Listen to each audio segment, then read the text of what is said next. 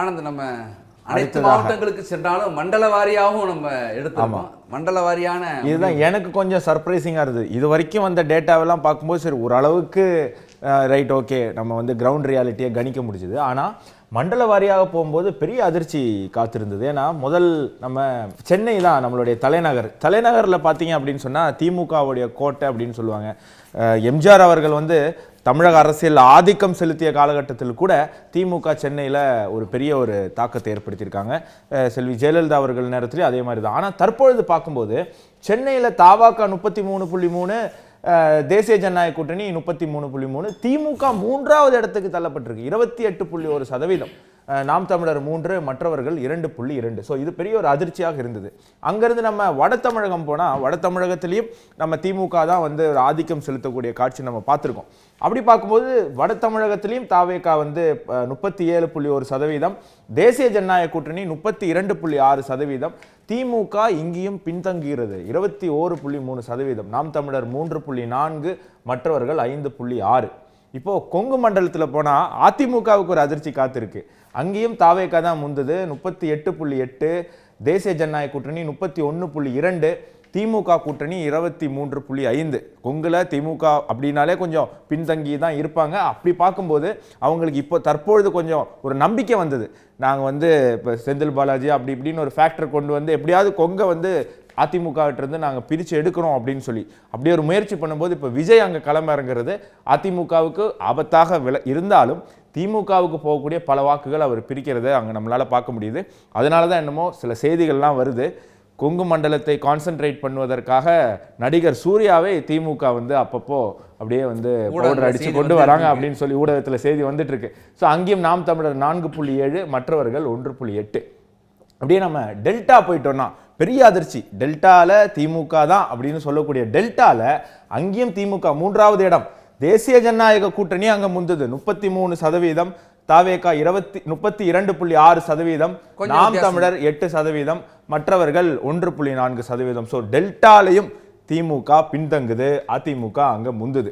அப்படியே தென் தமிழகம் கன்னியாகுமரி தவிர்த்து இருக்கக்கூடிய தென் தமிழகம் போயிட்டோம் அப்படின்னு சொன்னால் அங்கேயும் தேசிய ஜனநாயக கூட்டணி தான் முந்தது 33.5, திமுக அங்கே 2வது இடம் பிடிக்குது 26.5, தாவேகா 23.7, நாம் தமிழர் 11.5%. நாம் தமிழனுடைய டாமினேஷன் எங்கே இருக்குது அப்படின்னு பார்த்தா தென் தமிழகத்தில் நம்மளால் பார்க்க முடியுது.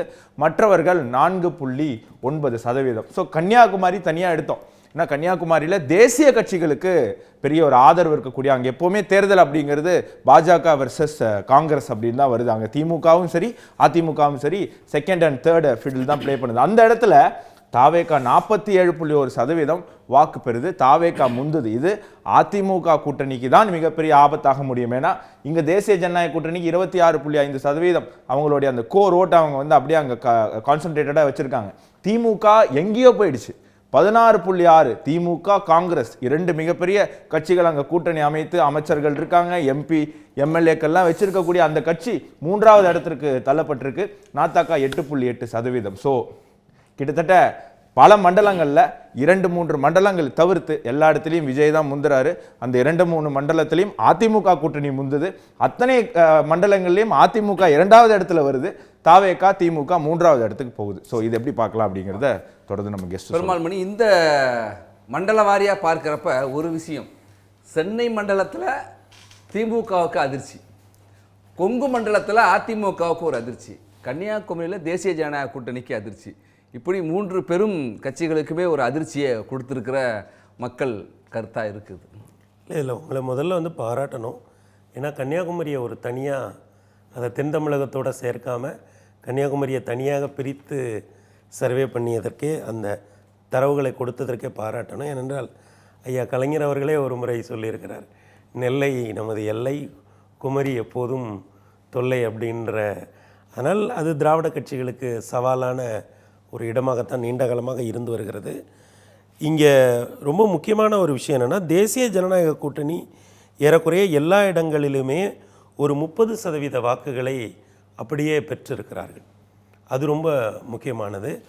இது இப்போ இந்த முடிவுகளை வந்து நம்ம எதோட ஒப்பிடணும்னா 2024 பாராளுமன்ற தேர்தலோடு ஒப்பிட்டு பார்க்க வேண்டியிருக்கிறது. அப்போது அஇஅதிமுகவும் தேசிய ஜனநாயக கூட்டணியும் தனித்தனியாக நின்ற பொழுது வைகை நதி தீரத்திலேயும் தாமிரபரணி நதி தீரத்திலேயும் தேசிய ஜனநாயக கூட்டணி 2வது இடத்திற்கே வந்தது. அனைத்து இந்திய அண்ணா திராவிட முன்னேற்றக் கழக கூட்டணி 3வது இடத்திற்கு, வைகை நதி தீரத்தில் உள்ள 4 தொகுதிகளிலேயும் தாமிரபரணி தீரத்தில் உள்ள 4 தொகுதிகளிலும் அவர்கள் 3வது இடத்திற்கே போக வேண்டிய ஒரு சூழ்நிலை இருந்தது. ஆனால் தேசிய ஜனநாயக கூட்டணிக்கு ஒரு பரவலாக ஒரே மாதிரியாக ஏறக்குறைய 30% இருக்கிறது. இது பலரும் சொல்வது தான் கொங்கு மண்டலம் எப்போதுமே அது ஒரு பொலிட்டிக்கலாக இன்னமும் ஸ்டெபிளைஸ் ஆகாத ஒரு பகுதி அப்படின்னு சொல்லுவாங்க. ஆனால் இந்த சர்வேயில் தேசிய ஜனநாயக கூட்டணி ஒரு மாநிலம் பரவலாக ஒரே சதவீதமான வாக்குகளை பெறுவதும், புதிய சக்தியாக வரக்கூடிய தவேகா எல்லா பெரும்பாலான இடங்களில் 30%க்கும் அதிகமான வாக்குகளை பெறுவதும் இதில் கவனிக்கப்பட வேண்டிய விஷயங்கள் என்று நான் கருதுகிறேன். பத்ரி, உங்கள் எனக்கு 4 இடம், ஒரு 2-3 இடம் ஓகேன்னு தோணுது. கொங்கு மண்டலம் தேசிய ஜனநாயக கூட்டணிக்குத்தான் போகும் அப்படிங்கிறது என்னுடைய இப்பொழுதைய கணிப்பு. மொத்தமாக பார்க்கும் பொழுது கன்னியாகுமரி இந்த அளவுக்கு கேப் இருக்கும், தவேக கிட்டத்தட்ட 50% அப்படிங்கிறது கொஞ்சம் எக்ஸசிவாக எனக்கு தெரியுது. மற்றபடி தென் தமிழகம், வட தமிழகம் இது ரெண்டுமே சீம்ஸ் ஓகே. டெல்டாவில் திமுக இவ்வளவு குறையும்னு நான் எதிர்பார்க்கல. சென்னை நான் ஏற்றுக்கிறேன். ஏன்னா இங்கே தான் எனக்கு நேரடி கள அனுபவத்தில் திமுகவிலிருந்து நாங்கள் தவேகாக்கு நகர்ந்துட்டோம் அப்படின்னு மக்கள் சொல்கிறது நேரடியாக என்னால் அதை காரலேட் பண்ண முடியுது. ஸோ சென்னை நிஜமாகவே திமுகவுக்கு ஒரு பெரிய ஷாக்கு கொடுக்க போகுது. ஆனால் டெல்டா அப்படி இருக்காதுன்னு தான் நான் நினைக்கிறேன். பட் அது நீங்கள் எல்லா டிஸ்ட்ரிக்ட்லேயும், இப்போ இது ஒரு குறிப்பிட்ட சில டிஸ்ட்ரிக்ட்லையும் நீங்கள் எடுத்திருக்கீங்க, சாம்பிள் ஸ்பேஸ் காரலேஷன் நல்லா இருக்குது. பட் நீங்கள் state by district by district நீங்கள் போகும்பொழுது உங்களுக்கு கொஞ்சம் வேறு மாதிரியான ஒரு தகவல் உங்களுக்கு கிடைக்கலாம். பட் சென்னை டிஎம்கே லூசிங் கொடுக்கல. நான் எனக்கு ஆச்சரியம் கொடுக்கல. டிஎம்கே இஸ் லூசிங் அப்படின்னே நான் தைரியமாக சொல்லிடுறேன். ஆச்சரியமா இல்லை, எனக்கு அதிர்ச்சியும் இல்லை அப்படிங்கிறாங்க. உங்களுக்கு அதிர்ச்சியா ஆச்சரியமா? நான் ஒரு சின்ன சின்ன டேட்டா பாயிண்ட்ஸை சொல்லிடுறேன். முக்கியமாக கன்னியாகுமரியிலேருந்து ஆரம்பிக்கிறேன். Because you touched upon. கண்டிப்பாக ஹைலி போலரைஸ்ட் கான்ஸ்டியூன்சி இன் ரீஜன் தமிழ்நாட்டில்னு பார்த்தீங்கன்னா உங்களுக்கு அந்த கொங்கு மண்டலத்தில், அதுவும் கோயம்புத்தூருக்கு அடுத்து கன்னியாகுமரி தான் மிகப்பெரிய அளவில். கன்னியாகுமரியில் உங்களுக்கு பார்த்தீங்கன்னா பாஜக, நான் ஒரு ஓட் ஷேர் படி பார்த்தீங்கன்னா இந்த ஆர்டர் பாஜக, காங்கிரஸ், திமுக, அதிமுக இப்படி தான் இருந்தது. கடைசியில் நாம் தமிழும் வச்சுக்கலாம். ஸோ அதனால் எப்போதுமே கூட்டணியாக வந்தார்கள் என்றால் தனியாக நின்றால் பாஜக தான் வின் பண்ணும். அந்த மாதிரி வெரி பவர்ஃபுல்லாக அந்த இடத்துல ஒரு போலரைஸ்டு இடம் இருக்குது. கண்டிப்பாக நாங்கள் அந்த இடத்துல கண்டிப்பாக கிறிஸ்துவ வாக்காளர்கள் விஜய்க்கு செல்கிறார்கள். இந்து வாக்காளர்கள் அப்படியே லாக் ஸ்டாக் அண்ட் பேரல் அப்படியே இருக்காங்க. கட்சி சார்ந்து ஓட்டு போடக்கூடியவர்கள் திமுகவுக்கு இதுக்கும் போகிறாங்க. கொங்கு மண்டலத்தை பொறுத்த வரைக்கும் மறுபடியும் சொல்கிறேன், அங்கேயும் மைனாரிட்டி வாக்குகள், அதுவும் நீங்கள் ஒரு கோயம்புத்தூர் ஆகட்டும், திருப்பூர் ஆகட்டும், இதெல்லாம் மைனாரிட்டி பாப்புலேஷன் ரொம்ப ஜாஸ்தி. மைனாரிட்டி வாக்குகள் தாவேகாக்கு மிகப்பெரிய அளவில் போகுதாக தான் நான் இதுலேருந்து பார்க்குறேன். ஏன்னா அதனால் திமுகவுக்கு மிகப்பெரிய ஒரு சவாலாக இருக்கிறது, நாங்கள் மைனாரிட்டியினுடைய நாங்கள் ஓட்டர் பேஸை வச்சுருக்கோம் அப்படின்னு சொல்லக்கூடிய இடத்துல மைனாரிட்டி வாக்குகளை விஜய் அவர்களுக்கு மிகப்பெரிய அளவில் பர்சன்டேஜில் லூஸ் பண்ணுறாங்க. அப்போது அந்த ஒரு சிறுபான்மையினருடைய ஓட் பேங்க் பாலிட்டிக்ஸ் ப்ராபப்ளி திமுகவுக்கு கன்னியாகுமரியிலும் எடுபடவில்லை, கொங்கு மண்டலத்திலும் எடுபடவில்லைன்னு நான் பார்க்குறேன். வட தமிழகத்தை பொறுத்த வரைக்கும் அங்கே மிகப்பெரிய கோலோச்சிட்டு இருக்கிற நீங்கள் இரு சமூகங்கள் பார்த்தீங்கன்னா தலித் சமூகமும் வன்னியர் சமூகம் தான். இப்போ வன்னியர் சமூகம் எங்கே வாக்கு போகிறதுன்றது தெரியல. ஆனால் தலித் சமூகம் மிகப்பெரிய அளவில் விஜயை நோக்கி செல்கிறது. அதனால தான் நீங்கள் பார்த்தீங்கன்னா அவர் விக்கிரவாண்டியில் போயிட்டு அவர் ஃபஸ்ட்டு தன்னுடைய அறிமுக கூட்டத்தை நடத்தினதுக்கு முக்கியமான காரணமே அந்த இடத்துல இருந்து தான் அவங்களுக்கு வட தமிழகத்தில் உங்களுக்கு பல இடத்துல தலித் சமூகங்கள் அவருக்கு ஆதரவாக இருக்குன்ற ஒரு டேட்டா வச்சு தான் அவர் விக்கிரவாண்டியில் தான் ஃபஸ்ட்டு லான்ச் ஆக்டிவிட்டியை பண்ணார். ஸோ உங்களுக்கு திருமாவளவன் மிகப்பெரிய அளவில் அவர் வந்து அவருக்கு பின்னடைவைக்கு கொடுக்கக்கூடிய விசிகா பெருகளவு வாக்கு வங்கியை இழக்கப் போகிறது. அதுவும் நீங்கள் கடலூர்லேருந்து நீங்கள் வந்து மேலே இது நார்த் வரைக்கும் வரும்போது பார்த்தீங்கன்னா டெல்டாவை பொறுத்த வரைக்கும் எனக்கு வந்து ஒரு பெரிய ஆச்சரியம் இல்லை. ஏன்னா வந்து டெல்டாவில் எப்போதுமே வந்து உங்களுக்கு கொஞ்சம் அந்த கம்யூனிஸ்ட் எங்கே இருக்காங்களோ அந்த பக்கம் தான் வின் பண்ணுவாங்க ஜென்ரலாகவே. அதனால் வந்து டெல்டாவில் வந்து இருக்கக்கூடிய அந்த கம்யூனிஸ்ட் சிந்தனையாளர்கள் இது தாவேகாக்கு செல்கிறார்கள் தான் பார்க்குறேன். ஸோ இப்போ நான் ஒரு மண்டலம் கம்யூனிஸ்டில் ரொம்ப அடர்த்தின்னு பார்க்குறப்ப கீழத்தஞ்சை தான். ஆமாம், நாகப்பட்டினம் அதான் சொல்கிறேன், அந்த தான் சொல்கிறேன். அந்த டெல்டா மாவட்டங்களில் ஒரு பெருவாரியான, அதனால் கம்யூனிஸ்ட் ஏதாவது ஒரு கம்யூனிஸ்ட் எந்த இடத்துல கூட்டணி இருக்காங்களோ அந்த கூட்டணிக்கு தான் பெருவாரியான வாக்குகள் செல்லும் அங்கே. அதனால் அங்கேயும் வந்து திமுக வந்து மிகப்பெரிய அளவில் 3வது இடத்துக்கு செல்கிறது. அப்படி ஏன்னா டெல்டாவில் பெரிய அளவில் வந்து அந்த எடப்பாடி அவர்கள் அது வந்து பசுமை இதுவாக பாதுகாக்கப்பட்ட மண்டலமாக வேளாண் பாதுகாப்பு மண்டலமாக அறிவித்த போது கூட அதுக்கு அடுத்த வந்த எலெக்ஷனில் பெருசாக அவங்களுக்கு அங்கே ஆதரவு பெருசாக இல்லை. இத்தனைக்கும் இந்த தஞ்சாவூருக்கு நீங்கள் கீழே போக போக தேவர்கள் சமூகம் உண்டு, இருந்தாலும் அங்கேயும் அவர்களுக்கு அங்கே பெரிய ஆதரவு இல்லை. சென்னை சர்ப்ரைசிங்காக எனக்கு என்னென்னா தேசிய ஜனநாயக கூட்டணி 33% இருக்குது. இன்ஃபேக்ட் அதிமுக பேஸ்டியன் கிடையாது, பிஜேபி பேஸ்டியன் கிடையாது.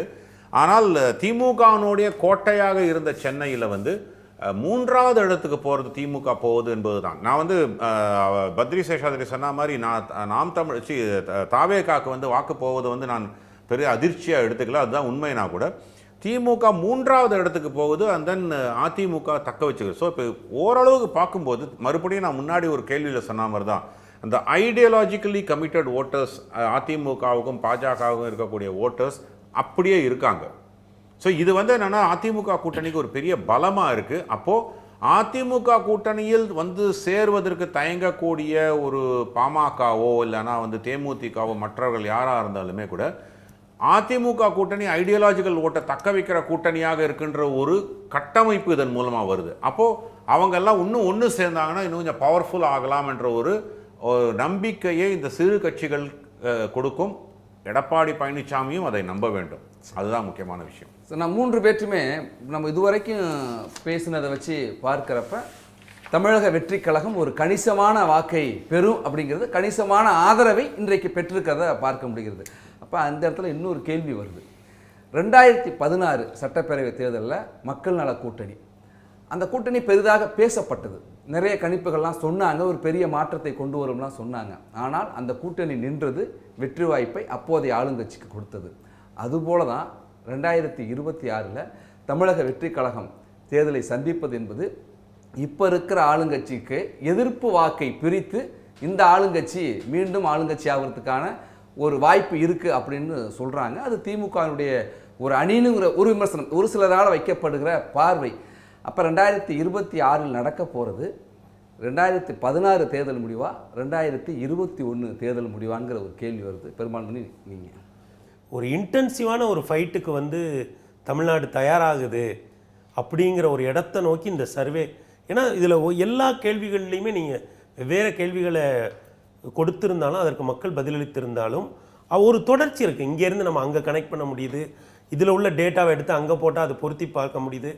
அந்த வகையில் இந்த சர்வே எனக்கு என்ன சொல்லுது அப்படின்னா, மக்கள் நல கூட்டணி ஒன்று வரல, திராவிட முன்னேற்ற கழக கூட்டணிக்கும் அனைத்து இந்திய அண்ணா திராவிட முன்னேற்ற கூட்டணிக்கும் சம பலத்தோடு போட்டியாக களத்தில் வரக்கூடிய ஒரு அணி வருகிறது அப்படிங்கிறத வந்து இந்த சர்வே சொல்லுது. அதனால் தேர்தல் நெருங்க நெருங்க களம் மிகவும் தீவிரமடைவதற்கும் கூட்டணியை கட்டுவதற்கு, அதாவது இப்போதைக்கு அதிருப்தியில் இருக்கிற சில தலைவர்கள் அவங்கெல்லாம் இருக்காங்க இல்லைங்களா, அவங்களை தங்களுடைய கூட்டணிக்குள் கொண்டு வருவதற்கு திராவிட முன்னேற்ற கழகமாக இருக்கட்டும் அல்லது அனைத்து இந்திய அண்ணா திராவிட முன்னேற்ற கழகமாக இருக்கட்டும் கடுமையாக முயற்சி செய்வார்கள் என்பதை, ஒரு கடுமையான மும்முனை போட்டிக்கு தமிழகம் தயாராகிறது என்பதை இந்த சர்வே மிகவும் தெளிவாக அறுதியிட்டு சொல்கிறது.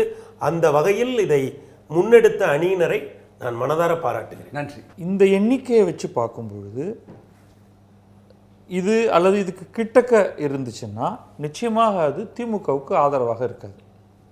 எப்போ திமுகவுக்கு ஆதரவாக இருக்கும்னா 3வது அணி சுமார் 10-15% இருக்கும் பொழுது ஒரு பெரும் பர்சன்டேஜ் வந்து ஆளும் கட்சிக்கே தொடர்ந்து வரக்கூடிய நிலை ஏற்பட்டு அதன் காரணமாக அவங்க வந்து தங்களுடைய எதிர்வாக்குகள் எல்லாம் ஒரு அணிக்கு போகாமல் 2 அணிக்கு பிரிந்து அதன் காரணமாக பலன் பெறுவது அப்படிங்கிறது தான் வந்து மக்கள் நல கூட்டணியில் நடந்தது. ஆனால் இங்கே காண்பிக்கிறது வந்து தவேக திமுகவை தாண்டி செல்கிறது அப்படின்னு. அப்போ பலன் ஏற்பட்டால் அந்த பலன் முழுக்க தேசிய ஜனநாயக கூட்டணி அதிமுக ப்ளஸுக்கு தான் போகுமே தவிர திமுகவுக்கு போகாது. ஒன்று இந்த அடிப்படையில் பார்த்தா 3 பாசிபிலிட்டி வரும் உங்களுக்கு. தமிழக வெற்றி கழகமே பெரும்பான்மையை பெறும், நேரோ பெரும்பான்மை, அல்லது அதிமுக நேரோ பெரும்பான்மை, அல்லது யாருக்கும் பெரும்பான்மை கிடையாது. அதில் வந்து ஒரு கூட்டணி ஆட்சி தான் வந்தாக வேண்டும். தீர்மானிக்கும் சக்தியா, ஆட்சியை தீர்மானிக்கும் சக்தியா அந்த இடத்துக்கு தாவேக்கா வந்துடும். அது பாசிபிலிட்டி இருக்கு. ஸ்ரீராம் சார், நான் வந்து இந்த முந்தானி கேள்விக்கு பதில் சொன்ன மாதிரியே அதுலேருந்து நான் தொடங்குறேன். அதில் இந்த தாவேகானுடைய எழுச்சி என்பது முக்கியமாக யாருனுடைய ஓட்டு வருது அப்படின்றது பார்க்கும்போது ஒரு பரவலான ஒரு கருத்தாக பார்க்கும்போது சிறுபான்மையினர் மற்றும் தலித் வாக்குகள். இதில் சிறுபான்மையினர் வாக்குகள் அதிமுக கூட்டணிக்கு மிகப்பெரிய அளவில் கடந்த ஒரு 4-5, அதாவது 2016 பெரிய பெருமளவு கிடையாது, 2011 நான் எடுத்துகிட்டு வருவேன். அதிமுகவுக்கு சிறுபான்மையினர் வாக்குகள் பெருசாக போனதில்லை. அவர்கள் வந்து காங்கிரஸ் எங்கே இருக்கிறார்களோ அங்கே தான் வந்து உங்களுக்கு சிறுபான்மையினர் வாக்குகள் பெருமளவு சென்றது. திமுக கூட சொல்ல மாட்டேன், காங்கிரஸ் எங்கே இருக்கிறதோ அங்கே தான் சிறுபான்மையினர் வாக்குகள் சென்றது. அப்போ காங்கிரஸ் எங்கே இருக்கோ அங்கே தான் அது போகுதுன்ற பட்சத்தில் திமுக கூட்டணியில் காங்கிரஸ் இருப்பதனால் உங்களுக்கு அங்கே சரிவு மிகப்பெரிய அளவில் இருக்குது. இது அதிமுகவுக்கு சாதகம். ரெண்டாவது, மிகப்பெரிய அளவில் வட தமிழகத்தில் தலித் மக்கள் அவர்களுடைய வாக்குகள்லாம் திமுகவுக்கு சென்றது. அதற்கு முக்கியமான காரணம் கம்யூனிஸ்டுகளும் திருமாவளவன் விசிகாவும் சேர்ந்து. இப்போ அவர்கள் எங்கே இருக்கிறார்களோ அதனால் அங்கேருந்து பிரிஞ்சு போகிறது பெருமளவில் பார்க்குறோம். நம்ம இந்த டேட்டாவும் பார்க்குறோம். இப்போ ஒரு ஹைப்போதெட்டிக்கலாக சொல்கிறேன், சரி இவங்க கூட இருந்து நம்ம லூஸ் பண்ணுறதை விட காங்கிரஸும் விசிகாவும் நாங்கள் விஜயுடன் கூட்டணி செல்வதற்கு தயாராகிறோம் என்று சொன்னால் இந்த ஈக்குவேஷனை சுத்தமாக மாறும். ஏன்னா அவர்களுக்கு இந்த வாய்ப்பு இருக்குங்களா, கட்டாயம் என்று நான் சொல்கிறேன். இப்போ நீங்கள் இரலவெண்ட் ஆகிடுவீங்க. இப்போ உங்களுடைய வாக்கு வங்கியாக இருக்கக்கூடிய சிறுபான்மையினர் வாக்கு வங்கிகளும் தலித் வாக்கு வங்கியும் உங்களுக்கு குறையும் பட்சத்தில் நீங்கள் அரசியலில் இரலவெண்ட் ஆகிடுவீங்க. அந்த ஒரு பயத்தில் உங்களுக்கு திமுகவுடன் இருந்து நம்ம வெற்றி பெறப் போவதில்லை என்ற வரும்போது ஒரு கூட்டணி மாற்றம் வந்தாலும் ஆச்சரியப்படுவதற்கில்லை. இன்னும் 8 மாத காலங்கள் இருக்குது எலெக்ஷன் வரத்துக்கு. இந்த கூட்டணி மாற்றம் இன்னும் நிறைய கருத்து கணிப்புகள் வந்து இந்த மாதிரி விஷயங்கள்லாம் வரும்போது ஒரு கட்சியும் வேறு தங்களுடைய அசஸ்மெண்ட்டை பண்ணும்போது இப்போ அது வந்ததுன்னு வச்சுக்கோங்களேன், என்டிஏக்கும் பிரச்சனை. ஏன்னா இப்போது இருக்கக்கூடிய இந்த கன்சாலிடேட்டட் வாக்கு வங்கி ப்ளஸ் கொஞ்சம் மீதி இருக்கக்கூடிய இந்த காங்கிரஸ்னுடையதும் விசிகா வாக்கு வங்கியும் இங்கே சேரும் பட்சத்தில் தாவேகா கூட்டணியாக ஆட்சி அமைக்கக்கூடிய இடத்துக்கு வருவதற்கு வாய்ப்புகள் உண்டு. அப்படி இல்லாத பட்சத்தில் இப்போது இருக்க கூட்டணி அப்படியே தான் கண்டினியூ பண்ணும் என்ற பட்சத்தில் செஃபாலஜிஸ்ட் நைட்மேர். 3 நாட்களுக்கு முன்னாடி தான் கிட்டத்தட்ட 30% வாக்காளர்கள் முடிவு செய்கிறார்கள். அப்போது இது எல்லாமே மாறி ஓரளவுக்கு அதிமுக சாதகமாக தான் அமையும் இந்த டேட்டாவெல்லாம் வச்சு பார்க்கும்போது. ஸோ கூட்டணி மாறினால் விஜய் கட்சிக்கு ஒரு கூட்டணி சென்று காங்கிரஸோ விசிகாவோ செல்லும் பட்சத்தில் விஜய் ஆட்சி அமைத்தாலும் ஆச்சரியப்படுவதற்கில்லை, ஒரு மிகப்பெரிய ஸ்ட்ராங்காக வருவாங்க. அது காங்கிரஸுக்கும் விசிகாவுக்கும் ஒரு கம்பல்ஷன் இருக்குது. ஆனால் திமுக இந்த எல்லா டேட்டாவும் ஈக்குவேஷன் வச்சு பார்க்கும்போது, பர்மிட்டேஷன் காம்பினேஷன் வச்சு பார்க்கும்போது திமுகவுக்கு நீங்கள் சொன்ன மாதிரி அந்த இது விஜயினால் ஒரு லாபம் இல்லை என்று தான் பார்க்கிறேன். So advantage Vijay or ADMK or NDA, இதுதான் நான் வந்து பார்க்கக்கூடிய சினாரியோவாக பார்க்கிறேன். ஆனந்த், நிறைவு பார்வை சுருக்கம். ஒரே பார்வை தான். இந்த இடத்துல இருந்து இதுதான் வந்து திமுகவுடைய லோவஸ்ட் பாயிண்ட்ல இருக்காங்க. இங்கிருந்து திமுக அவங்களுடைய ஆன்டி இன்கம்பன்சியை குறைப்பதற்காக என்னென்ன முயற்சி எடுக்கிறாங்களோ அது வெற்றி பெற்றால் இதுல இருந்து அவங்க மேலே வருவாங்க. விஜய் இதுதான் அவருடைய பீக். இதுக்கு மேலே கண்டிப்பாக விஜய் போக மாட்டார். ஸோ இதுக்கப்புறம் விஜய் பேசக்கூடிய அவருடைய அரசியல் களத்தில் அவங்க கட்சியினர் செய்யக்கூடிய சில சேட்டைகள், அதுக்கப்புறம் அவங்க கூட இருக்கக்கூடிய அரசியல் தலைவர்களுடைய பேச்சுக்கள், செயல்பாடுகள், இது வந்து விஜய் இதை தக்க வைத்துப்பாரா இல்லை குறையுமா அப்படிங்கிறது நம்ம காத்திருந்து பார்க்கணும். தேசிய ஜனநாயக கூட்டணிக்கு எப்படி வேணால் போக வாய்ப்பு இருக்குது. கூட்டணி இன்னும் ஜெல்லாக வேண்டும். ஒரு பேன் தமிழ்நாடு அப்படிங்கிற ஒரு லீடர்ஷிப் எடப்பாடி அவர்கள் வந்து இன்றைக்கும் சில மாவட்டங்களில் தான் வந்து சுருங்கி இருக்கார் அப்படிங்கிறது நம்மளால் பார்க்க முடியுது. அது தாண்டி ஒரு பேன் தமிழ்நாடுக்கான திட்டம் தேசிய ஜனநாயக கூட்டணிக்கு இருந்தால் இப்போ இருக்கிறத விட அவங்க மேலே போகிறதுக்கான வாய்ப்பு இருக்குது. இது என்னுடைய கருத்து, களத்திலிருந்து பார்த்ததுலேருந்து என்னுடைய கருத்து இது.